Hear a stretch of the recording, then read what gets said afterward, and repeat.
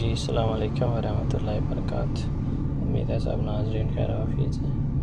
अच्छा, आज बात करते हैं जी मस्कत ग्रैंड मॉल के अंदर चोको लाला जो है ये चॉकलेट का दुकान कहाँ पे है। अच्छा, आपने मस्कत ग्रैंड मॉल के मेन गेट से सीधा अंदर चला जाना है। वहाँ जो सिक्योरिटी इंफॉर्मेशन डेस्क है वहाँ से पीछे लिफ्ट लगी हुई है ग्लास की, वहाँ से ऊपर चले जाएं और आपने लेफ़्ट साइड में टर्न लेना है, वहाँ स्टॉप हो जाएं।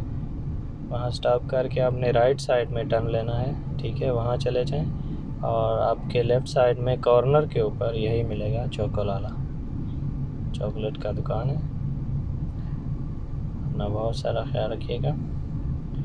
चैनल को सब्सक्राइब ज़रूर करें, दूसरों तक शेयर ज़रूर करें, सदका जारिया होता है। अल्लाह हाफिज़।